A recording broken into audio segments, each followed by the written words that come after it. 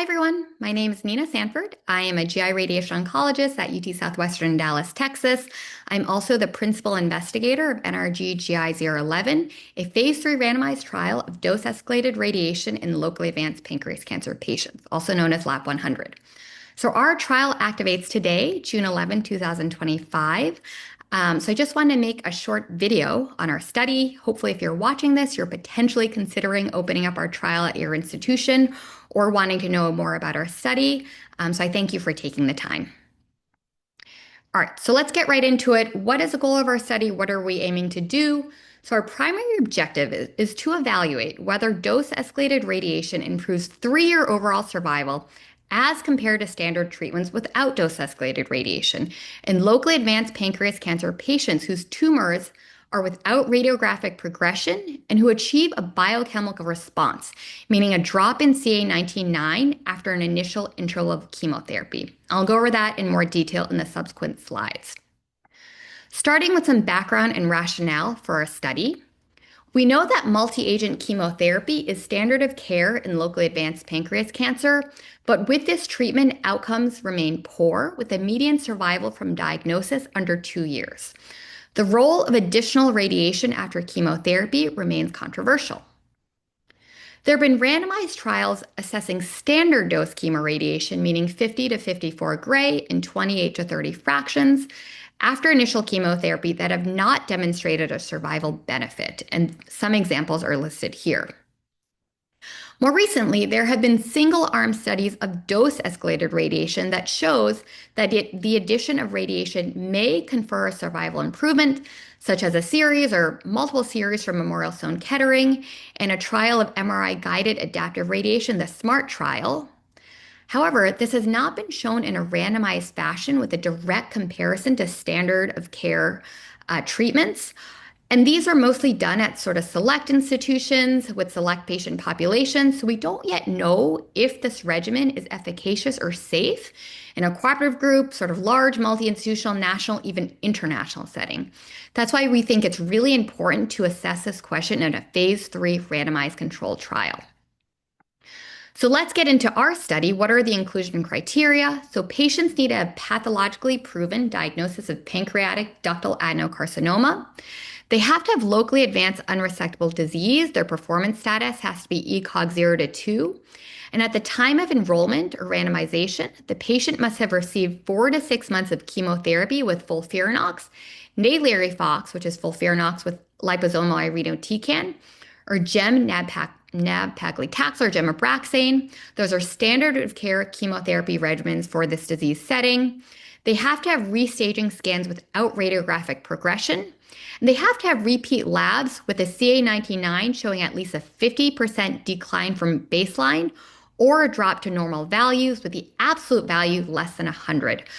We're really trying to select for patients who we think biologically may stand to benefit the most from the addition of local therapy.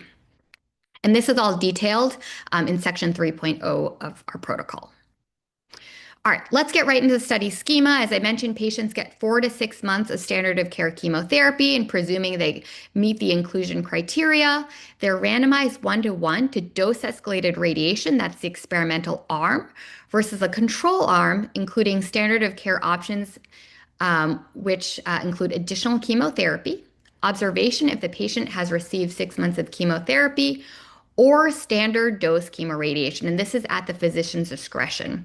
The primary endpoint is 3-year overall survival. On the slide, I also want to give a shout out to some of the members of the study team who have really helped get the study to the starting line. All right, let's get into the treatment in a little bit more detail. So what does the experimental arm consist of? So that is dose-escalated radiation with a target BED or biologic effective dose of 100 gray, hence the study named LAP100. This can be accomplished in 5 or 25 fractions, but we encourage the 5-fraction regimen for patients whose tumors are eligible.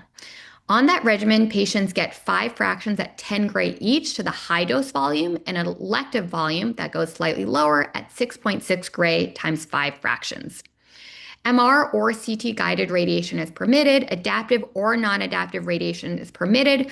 Though if your institution has a capability to do adaptive radiation, we strongly recommend that for the protocol.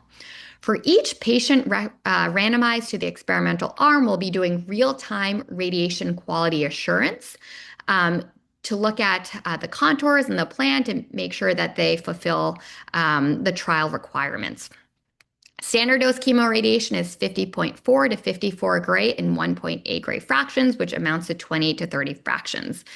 Section 3.0 of the protocol goes over this in a lot more detail, and we also have published an NRG Oncology International Consensus detailing steps for contouring the target volumes and also simulation pearls. We also hope to put out an e-contour tutorial in the near future. All right, what are the endpoints of the trial? So I mentioned the primary endpoint is 3-year overall survival. The study is also powered for a quality of life endpoint, which will be measured by the FACT-HEP questionnaire. This is a patient-reported outcome at 6 months. Secondary endpoints include local progression, progression-free survival, chemotherapy-free interval, and toxicity. We're also collecting biospecimens for future correlative analyses. The target accrual is 356 patients. The study activation date is June 11th, which is today. So please consider enrolling on this study. For more information, you can visit the CTSU website. It's also on clinicaltrials.gov. Here is my email. We will obviously be monitoring accrual very closely. Any issues with logistics of enrollment or implementing the treatment arms, definitely let me know.